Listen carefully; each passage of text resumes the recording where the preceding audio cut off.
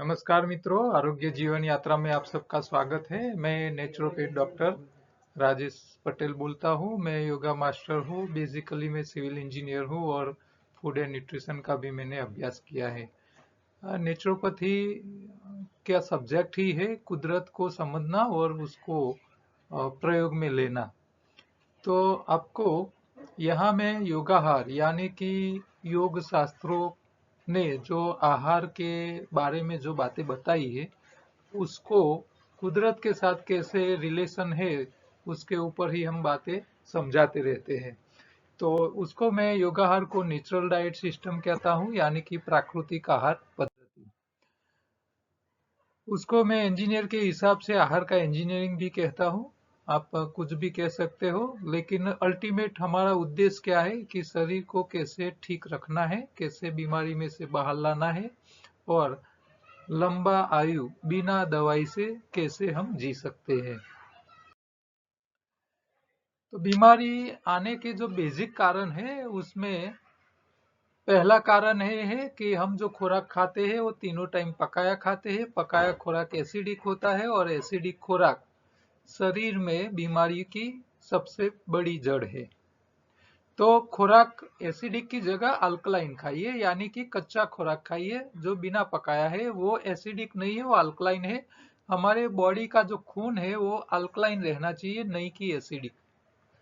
तो उसका क्वालिटी जो है वो अल्कलाइन रखने के लिए भी आपको अल्कलाइन खाना चाहिए, तो बीमारी नहीं आएगी। दूसरी बीमारी आने की वजह है शरीर में जरूरत से ज्यादा खुराक से। यानी कि आप ज्यादा खुराक खाते हो तो इसमें कचरा इकट्ठा होता है। कचरा इकट्ठा होता है, वही बीमारी की जड़ होती है। तो कचरा निकालने का काम करना पड़ेगा। तो कचरा कौन निकालेगा? तो उपवास। उपवास से बीमारी जाती है। दूसरी बीमारी होती है कचरे का कारण नहीं है, माल न्यूट्रिशन यानी कि न्यूट्रिशन के अभाव से। मान लो को आपका घुटन घिस गए है, हड्डी घिस गई है। तो हड्डी घिस क्यों गई? क्योंकि इसको पूर्ता कैल्शियम नहीं मिला। कैल्शियम मिला नहीं और कैल्शियम को ठिकाने लगाने वाले कारीगर नहीं थे। तो ये कारण से आपको ये समस्या है।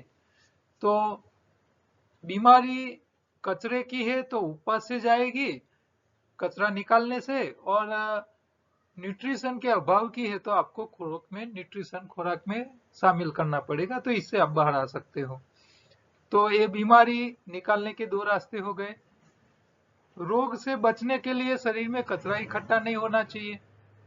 तो कचरा आंतों में सबसे ज्यादा होता है, तो एनिमा लिया करो, मल शुद्धि का प्रयोग किया करो जो आपको आपका पेट साफ रखेगा। और बीमार है वो लोग डेयरी प्रोडक्ट छोड़ दे, एनिमल प्रोडक्ट। वो कफ पित्तवायु बढ़ाता है। तो ये आरोग्य का पंचामृत है, उसको आपको ध्यान में रखना पड़ेगा। पूरा योगाहार का कॉन्सेप्ट है, उसको समझने के लिए आपको हमारे यूट्यूब चैनल पे जाना पड़ेगा। वहाँ योगाहार का पूरा कोर्स का प्लेलिस्ट है। वो आपको लिंक चाहिए तो मेरे नंबर पे व्हाट्सएप में हेलो हाई कीजिए। आपको इमीडिएट एक रिटर्न मैसेज आएगा जिसमें आपको ये लिंक मिल जाएगी।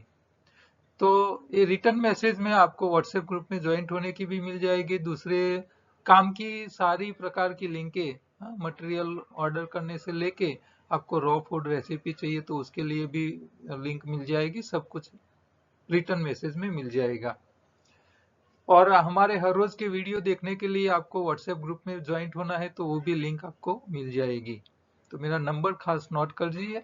जिसको प्रॉब्लम है आपके ग्रुप में सगा संबंधी दोस्तार को, उसको बोलिए ये नंबर दे दीजिए, वो लोग मेरे नंबर पे व्हाट्सएप करें, वो तुरंत उनको रिटर्न मैसेज में मिल जाएगा।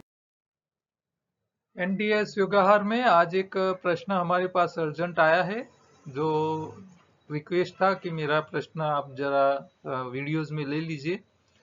तो दूसरे पुराने प्रश्न काफी हमारे पास पेंडिंग पड़े हैं, लेकिन आज जरा उसकी अर्जेंट और रिक्वायरमेंट के हिसाब से मैंने इसको आज लिया है। प्रश्न है, हेलो राजेश भाई, जय Shri Krishna. I am Neeta Shah from London. London से नीता शाह बोल रही है। उसकी उम्र है, I am 59 years old. I have cancer under oral chemo treatment. उनको कैंसर है ब्रेस्ट का और ओरल कीमो ट्रीटमेंट चल रही है। उनका ऑपरेशन हुआ था, हैड ऑपरेटेड इन मे 2018, 2018 में उसका ऑपरेशन हुआ था। सर्जरी के बाद ये ओरल ट्रीटमेंट के ऊपर उनको रखा गया था। आफ्टर जुलाई 2020, 2 साल बाद उनको दोबारा बताया गया कि आपका जो कैंसर है वो ब्रेस्ट के पीछे की हड्डियां है उसमें फैला हुआ है। तो दे change my chemo capsules, tablet जो थी उसकी वो उन्होंने चेंज कर ली डॉक्टर्स ने। और उस टाइम उन्होंने I started NDS since then means from 25 July 2020। तो जुलाई 2020 से वो एनडीएस स्टार्ट कर दिया है उन्हें, और it was improving and I didn't have major side effect. NDS करने के बाद उनको कोई बड़ी समस्या आई नहीं है। उनको एक ही समस्या है कि वो लिख रही है कि I have major side effects only my hands and feet get very dry. उनके हाथ और पैर वो सूख गए हैं, सूखे लग रहे हैं। तो उन्होंने डॉक्टर्स ने कुछ क्रीम दी है उनको लगाने के लिए। It was all fine but I have lost a lot of weight. I was 56 and now I am 37। तो ये उनका वजन है वो 56 में से 37 केजी आ गया है एनडीएस करने के बाद। समस्या में काफी राहत है उनको, आगे कैंसर का आगे बढ़ नहीं रहा है, वो स्टॉप हो चुका है। दूसरी कोई समस्या नहीं है, ये हाथ और पैर में ड्राइनेस आ गई है और वजन बहुत कम हो गया है। आगे बोल रहे हैं कि doctor told me to put some weight on, मुझे वेट वापस लेना पड़ेगा। I am eating raw, doing enema 2 times in the morning and fasting for 16 hour. वो 16 घंटा फास्टिंग कर रही है, 2 टाइम एनिमा ले रही है। I take triphala every night, triphala हर रोज रात को ले रही है। I have recently started eating khakhra and mamra some dry snacks. उन्होंने खाखरा और ममरा जैसी सूखे नाश्ते खाना चालू किया है। I couldn't put any weight on but they said my cancer has slightly increase. वो बता रही है कि उनका कैंसर है स्लाइट इंक्रीज हुआ है, ऐसा बता रहे। Please can you advise me what I should do now. आप अब मैं क्या करूं उसके ऊपर मुझे बात बताइए। Please can you advise me what I should do? Decided to continue NDS but wanted your suggestion on this. I can phone you Friday 21st May as I am working 9 to 5 tomorrow. 9 से 5 वो काम कर रही है तो मुझे शुक्रवार को फोन करेगी, but I am off that this Friday. Please tell me what time I can phone you. Please could you give me advice and suggest what to do next. Many thanks. तो बहन की समस्या NDS चालू है, थोड़ा सा increase हुआ है, मेजर प्रॉब्लम नहीं आया है, वेट लॉस हो गया है, उनको ये थोड़ी समस्या है। तो इसमें अब आगे क्या करना चाहिए उसके ऊपर उन्होंने राय मांगी है। पहले तो जरा मैं कैंसर के ऊपर, चाहे ब्रेस्ट कैंसर हो या दूसरा किसी भी प्रकार का कैंसर हो, तो कैंसर के लिए क्या जिम्मेदार है, इसके पीछे क्या कारण है जो हम मानते हैं नेचर के हिसाब से। एलोपैथी क्या बताता है वो हमारे बात की बात नहीं है, क्योंकि उनका सब्जेक्ट अलग है, हमारा सब्जेक्ट अलग है। तो हम क्या सोचते हैं कि पहले तो हम जो खुराक खाते हैं वो खुराक, चाहे अनाज हो, हाँ, सब्जी हो, फल हो, कंदमूल हो, ड्राई फ्रूट्स हो, जो भी हम खा रहे हैं वो सारे खुराक खेतों में पैदा होते हैं। और हर पाक को, हर फसल को तैयार करने के लिए पेस्टिसाइड और फर्टिलाइजर, केमिकल फर्टिलाइजर और पेस्टिसाइड्स का प्रयोग होता है, वो फिक्स है। हम बिना पेस्टिसाइड और बिना आर्टिफिशियल केमिकल फर्टिलाइजर के बिना पाक लेते नहीं है खेडूत, और हमको ऐसा मिल नहीं सकता। ऑर्गेनिक मिल रहा है लेकिन उसके ऊपर भी भरोसा नहीं रख सकते, क्योंकि आपके इलाके में आपका खेत ऑर्गेनिक है लेकिन पास वाला खेत वाला जब पेस्टिसाइड छांटता है अपने पाक में, फसल में, तो हवा जब चलती है तो वहां से वो जहर लेके आती है। बारिश जब होता है हमारा, तो बारिश के अंदर भी ये पेस्टिसाइड्स के रेसिड्यू इफेक्ट आ जाती है। अच्छा, केमिकल के जो धुआं होते हैं फैक्ट्री के, हाँ, जो सल्फर डाइऑक्साइड, जो पेस्टिसाइड बनाने वाली कंपनियां हैं, वो जो फैक्ट्री में प्रोडक्शन लेते हैं तो उसका जो धुआं बनता है सल्फर ऑक्साइड, तो वो सल्फर ऑक्साइड जो हवा में जाता है वो बादलों में मिक्स होता है, और जब हमारा रेन होता है तो वो एसिड लेके ही आता है, तो जहर लेके आता है। तो जहर से हम बच नहीं सकते। तो पेस्टिसाइड हमारे शरीर में पानी से, हवा से, खुराक से जाता ही है। तो वो जहर हमारे शरीर में जाता है, वो लंबे टाइम रुक जाता है, वहां कैंसर डेवलप होने के चांस होते हैं। देखिए, ज्यादातर कैंसर जो होते हैं वो शरीर के कई अंगों में होते हैं, लेकिन हाथ पैर में आपको कैंसर कहीं नहीं मिलेगी। हाथ पैर में कैंसर वाले पेशेंट बहुत कम मिलेंगे। हाँ, 100 में से 1% वाले भी आपको नहीं मिलेंगे मेरे हिसाब से। एग्जैक्ट आंकड़ा तो निकालना पड़ेगा, लेकिन आपको ज्यादातर कोई हाथ पैर में कैंसर वाले नहीं मिलेंगे। क्यों? क्योंकि मनुष्य जब सुबह से उठता है, शाम तक वो जो भी काम करता है अपने हाथ और पैर को हिलाता रहता है, इसीलिए हाथ और पैर में कहीं पेस्टिसाइड रुकता नहीं है, क्योंकि वो उसको कसरत मिल जाती है, वहां जो भी जहर आया है वो बाहर निकल जाता है। तो हाथ पैर में आपको कैंसर नहीं मिलेंगे। शरीर के ऐसे ऑर्गन जिसको जिसको वाइब्रेशन नहीं मिलता है, कि इसकी एक्सरसाइज नहीं होती है, उसके साथ कुछ हम करते नहीं है, ऐसे ऑर्गन में ही कैंसर बढ़ते हैं। तो योगा जो है वो कैंसर से बचाता है। क्यों बचाता है? क्योंकि योगा करने में हमारे शरीर के एक एक ऑर्गन को वहां कॉम्प्रेशन और एक्सट्रैक्शन होता ही है। दबान आता है फिर रिलीज होता है, दबान होता है रिलीज होता है। तो हम अलग अलग प्रकार के आसन करते हैं, सूर्य नमस्कार जैसे करते हैं, या अलग अलग प्रकार के सब प्रकार के बैक बेंड और बैक फॉरवर्ड वाले आसन करते हैं, तो हमारे शरीर के एक एक पुर्जा को, एक एक अंग को कॉम्प्रेशन आता है फिर रिलीज होता है, कॉम्प्रेशन आता है रिलीज होता है। तो जैसे ये डनलॉप आते हैं ना, हम सोफा जो बनाते हैं तो उसका जो रेक्सिन होता है वो कैसा होता है? पफ जैसा। इसे दबाओ तो दब जाता है, फिर रिलीज करो तो वापिस आ जाता है, तो रबर जैसा होता है। तो हमारे शरीर के एक हड्डी के अलावा शरीर के सारे स्पेयर पार्ट जो है वो रबर जैसे है, फॉर्म जैसे है। दबाओ तो दबेगे और रिलीज करोगे तो रिलीज हो जाएंगे। तो हम जब आसन करते हैं, योगा करते हैं, तो वो दबते हैं रिलीज होते हैं, दबते हैं। अब दबाओगे तो क्या होगा? इसके अंदर जो खून है वो ताकत से बाहर निकल जाएगा, फिर रिलीज होगा तो वापिस अंदर जाएगा। तो ये जो प्रोसेस होती है, इसके हिसाब से हमारे शरीर में क्या होता है? पेस्टिसाइड लंबे टाइम तक रुक नहीं सकता, निकल जाता है, कचरा निकल जाता है।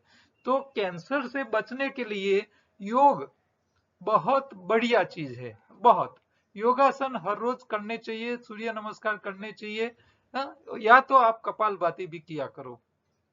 तो पेस्टिसाइड शरीर में से बाहर निकालने के लिए ये बहुत, या तो खून को तेज दौड़ाओ, हाँ, खून को फास्ट दौड़ाओ, दौड़ो, आप जॉगिंग करो। हाँ, तो रनिंग करने से, फास्ट रनिंग करने से भी शरीर में खून जल्दी घूमता है, तो कचरे को जल्दी बाहर निकल सकता है। तो पेस्टिसाइड्स की रेसिड्यू इफेक्ट कैंसर के पीछे जिम्मेदार है। दूसरा होता है एसिडिक क्वालिटी ऑफ ब्लड। हमारा जो खुराक है वो एसिड जितना रहेगा, इतनी शरीर में एटमॉस्फेयर एसिडिक रहेगा, तो कैंसर को सपोर्ट मिलेगा। तो अल्कलाइन यानी कि कच्चा खुराक एसिडिक नहीं है, वो एसिड नहीं क्रिएट करता है, तो बॉडी हमारी अल्कलाइन रहती है। तो हमारा जो एटमॉस्फेयर है बॉडी का वो अल्कलाइन रहता है, तो इससे कैंसर से हम बच पाते हैं। तीसरा है लैक ऑफ ऑक्सीजन।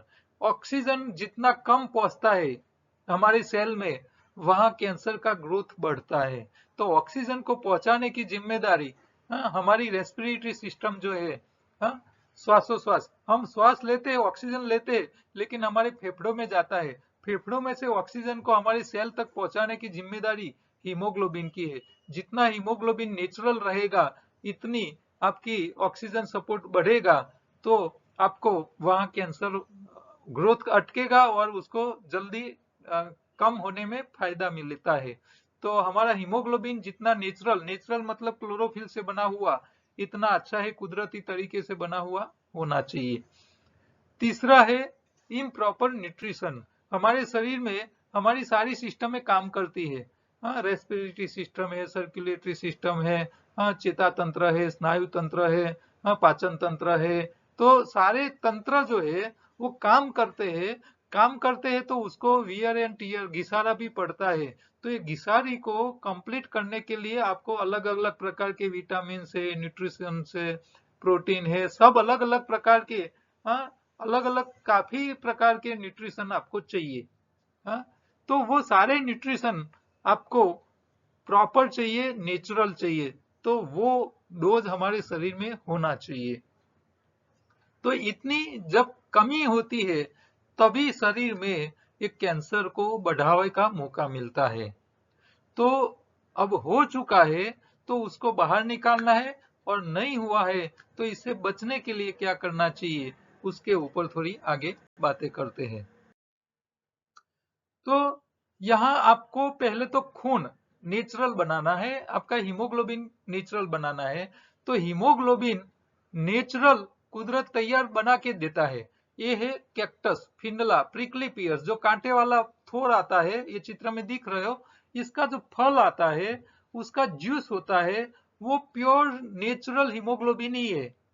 आप एक बॉटल पियो, आपका 1 से लेके 3 पॉइंट हीमोग्लोबिन बढ़ जाएगा, और वो नेचुरल कुदरती है, कुदरत ने बनाया हुआ सीधा नेचुरल है।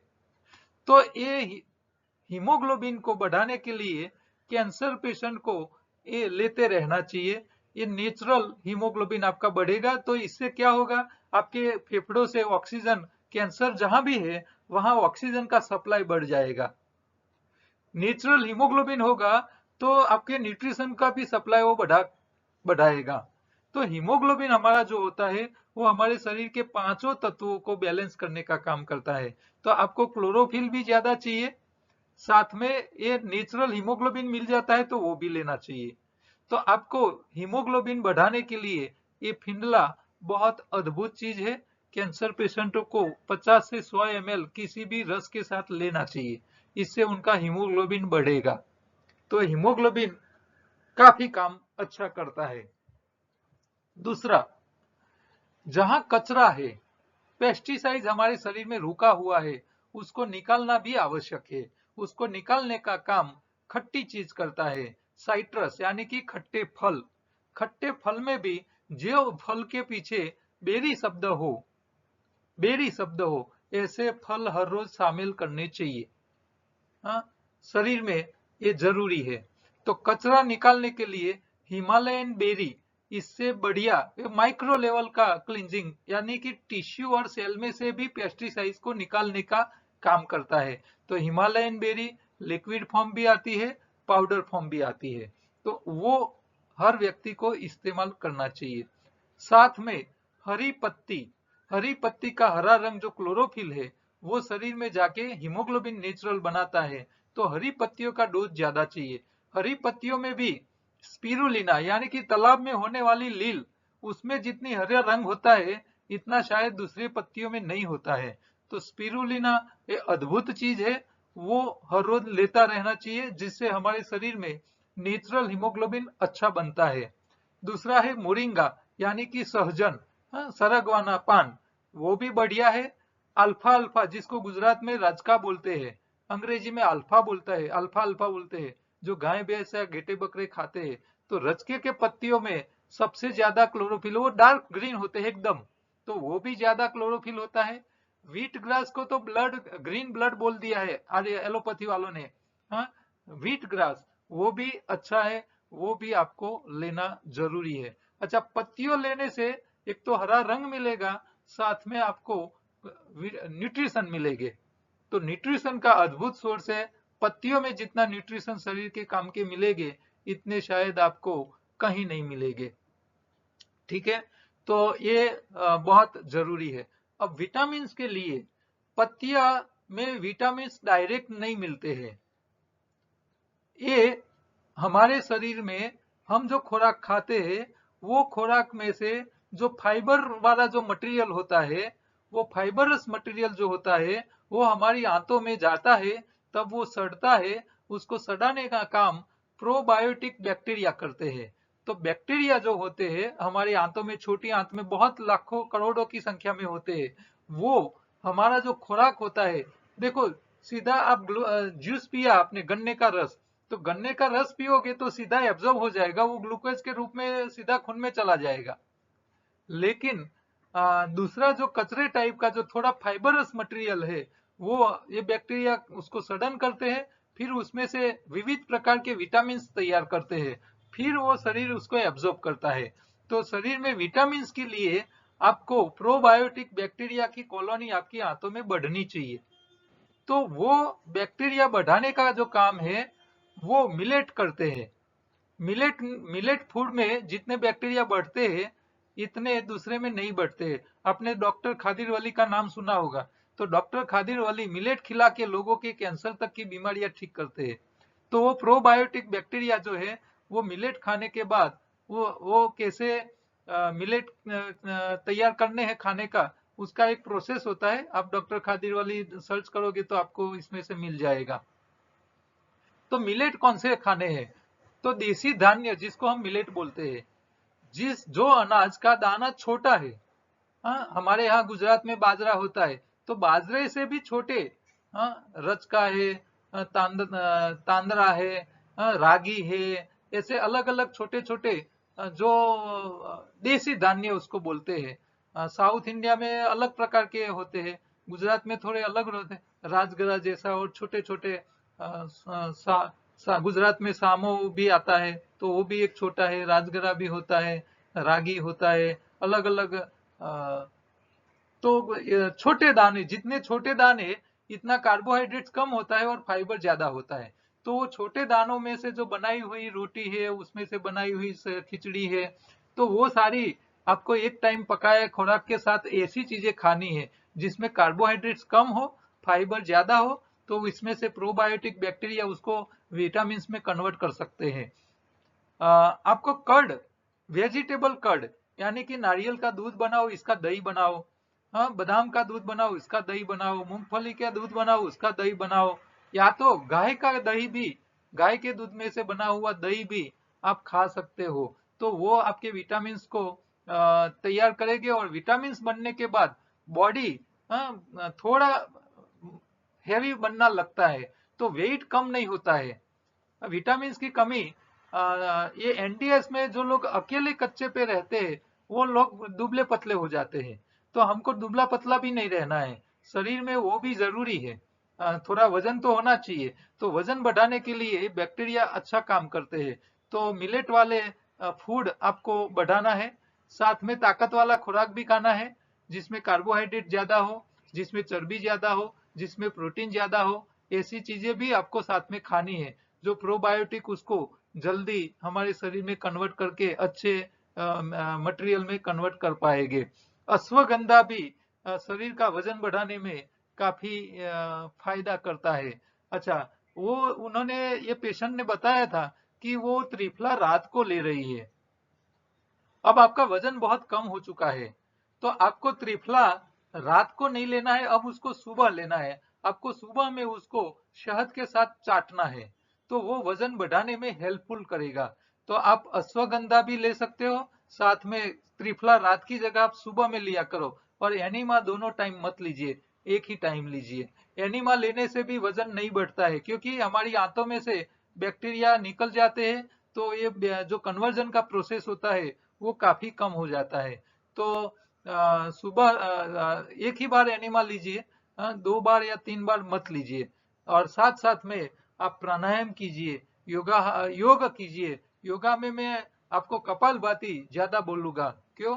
क्योंकि कपालभाति करने से हमारे, जब हम फूंक लगाते हैं तो हमारी जो पेट है वो अंदर जाती है, हवा बाहर निकलती है, फेफड़े को ताकत मिलती है, ऑक्सीजन ज्यादा जाता है। तो आपको शुरू में 1-2 मिनट से स्टार्ट करना है इसे, बाद में उसको बढ़ाना है, लंबा करना है। तो 1-2 मिनट से स्टार्ट करो, 5 minute, 10 minute, 15 minute, 20 minute, 25 minute, और 1 महीने के बाद आपको आधा घंटा कपालभाति पूरे दिन का टोटल जब खाली पेट हो तब आपका हो जाना चाहिए। तो वो कपालभाति आप करोगे तो आपकी जो आंतों है उसमें क्या होगा, थोड़ी एक्सरसाइज हो जाएगी। अच्छा, उसको एक्सरसाइज हो जाएगी तो क्या होगा, वो थोड़े वार्म हो गए। अच्छा, वार्म हो गए तो आपकी आंतों के अंदर जो पाचन के लिए जो बैक्टीरिया है वो वार्म कंडीशन में ज्यादा अच्छा काम करते हैं, तो उसको थोड़ी गर्मी मिलेगी तो वो भी अच्छा काम करने लगेंगे। तो इससे डबल फायदा हो जाएगा आपका। तो कपालभाति आप कीजिए। अब खाने वजन बढ़ाना है तो आपको 8 चॉइस में से हम 8 घंटा खाने के लिए बता रहे हैं। तो आपको क्या करना है, 10 या 11 घंटा, 2 घंटा ज्यादा करना है। 8 की जगह 2 घंटा ज्यादा करना है खाने का टाइम, ठीक है। और हर 2 घंटे कुछ न कुछ खाते रहिए जिसके हिसाब से आपका वजन मेंटेन रहे।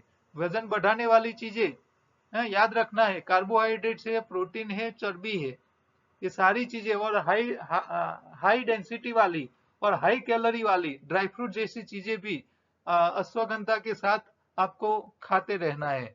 तो ये सारी चीजें जो मैंने बताई है वो सारी चीजें आपको हमारे पास से उपलब्ध हो जाएगी। आप चाहो तो अमेरिका, ऑस्ट्रेलिया, ऑस्ट्रेलिया तो नहीं बेच सकते हैं, लेकिन यूके, इंग्लैंड और सिंगापुर सब जगह हम भेज रहे हैं, जो मंगवाते हैं तो वो भेज सकते हैं हम। आज की उपयोगी प्रोडक्ट है सहजन की पत्तियां का पाउडर और उसकी गोली। सहजन इतना बढ़िया है कि उसके पौष्टिक गुणों की बात ही नहीं कर सकते। तो गाजर से 4 गुना विटामिन होता है, दूध से 4-6 गुना ज्यादा कैल्शियम इसमें होता है, केले से 3 गुना पोटेशियम होता है, दही की तुलना में उसमें प्रोटीन ज्यादा होता है, और संतरे से भी ज्यादा विटामिन सी होता है, पालक से ज्यादा आयरन होता है। तो एक कल्प वृक्ष है सहजन, एक कल्प वृक्ष है। सहजन की पत्तियां है, वो क्लोरोफिल भी देती है, न्यूट्रिशन भी देते हैं। उसकी जो फली आती है सहजन की, वो घुटन के जो प्रॉब्लम है, जिनको जॉइंट पेन है, उसके बीच में चिकास भरने के लिए सहजन की फली भी काम में आती है। तो ये दोनों अलग अलग उसके फायदे हैं। ये दोनों चीज आपको दोनों खाओगे तो दोनों का फायदा अलग है। तो पत्तियों का पाउडर अवेलेबल है, उसकी गोली भी अवेलेबल है, और हमने सहजन की पत्तियों में से एक्सट्रैक्ट निकाल दिया हुआ, अकेला एक्सट्रैक्ट, जिसमें क्लोरोफिल और न्यूट्रिशन जो 100% शरीर एब्जॉर्ब कर सके ऐसे फॉर्म में, ऐसे उसकी कैप्सूल बनाई है। उसमें साथ में हमने चिया सीड भी डाला हुआ है। तो चिया सीड के साथ सहजन का एक्सट्रैक्ट निकाला हुआ कैप्सूल हमारे पास अवेलेबल है। तो ये अद्भुत चीज है। हर रोज हमारे खाने में सहजन की पत्ती शामिल होनी चाहिए, चाहे पाउडर फॉर्म में, चाहे गोली के रूप में आप पी लो, या तो उसका कैप्सूल भी आप एक्सट्रैक्ट किया हुआ ले सकते हो। तो ये न्यूट्रिशन, ये बहुत काम की चीज है जो पत्ती दे पाती है। काम की बातों में ताजा शोध से पता चला है कि यदि पत्नी कड़वा चौथ की जगह मौन व्रत रखे तो पति 25 साल ज्यादा जिंदा रह सकता है, तो उसकी आयु ज्यादा लंबी हो सकती है, ऐसा एक संशोधन बोल रहा है। जो लोग कोरोना में से पसार हो चुके हैं, उनके शरीर में जो दिक्कत आ गई है, वीकनेस आ गई है, शरीर में सिस्टम में गड़बड़ी आ चुकी है, सिस्टम बिगड़ चुके हैं, उसको वापस ठिकाने करनी है, तो आपको एक कोरोना किट बहुत हेल्प करेगी। वो आप हमारे पास मंगवा सकते हो, कहीं भी इंडिया के अंदर हम उसको फ्री डिलीवरी कर देते हैं। तो ये काफी सस्ते रेट में हम उपलब्ध करा रहे हैं। योगाहार, शरीर सफाई, शरीर का खुराक और सावधानी, ये चित्र में आपको दिख रहा है। बस योगाहार में और कुछ नहीं है, 3 ही मुद्दे हम समझाते हैं, और ये 3 मुद्दे का पूरा चार्ट है। शरीर की सफाई, शरीर कहाँ बिगड़ता है, शरीर में कौन सा खुराक चाहिए, कौन से प्रकार का चाहिए, किस तरह देना है, हाँ, और स्वाद खाते हैं तो वो भी शरीर में क्या काम करते हैं, ये पूरा आहार का इंजीनियरिंग ये एक ही चित्र में हमने शामिल कर लिया है। तो उसको पूरा डिटेल में सीखना है, समझना है, तो हमारे यूट्यूब चैनल पे जाइए। मेरे नंबर जो दिख रहा है इसके ऊपर आप व्हाट्सएप में हेलो हाई कीजिए, आपको एक तुरंत रिटर्न मैसेज में इसकी लिंक मिल जाएगी पूरा कोर्स का। ई बुक भी अवेलेबल है, जो अब्रॉड रहते हैं उनके लोगों के लिए अमेजोन किंडल पे। और फूड विथ लाइफ नाम की दूसरी हमारी यूट्यूब चैनल है, वो भी हमारे व्हाट्सएप मैसेज में शामिल आ जाता है, वो मिल जाता है। वहाँ आपको अच्छी अच्छी खाने पीने की चीजें रॉ फूड में मिल जाएगी। और ये छोटा सा मैसेज, आप कहीं भी कुछ प्रिंट करवाते हैं तो करवाइए, लोगों का भला होगा। कल दोबारा दूसरे प्रश्नों के साथ मिलेंगे, तब तक नमस्कार।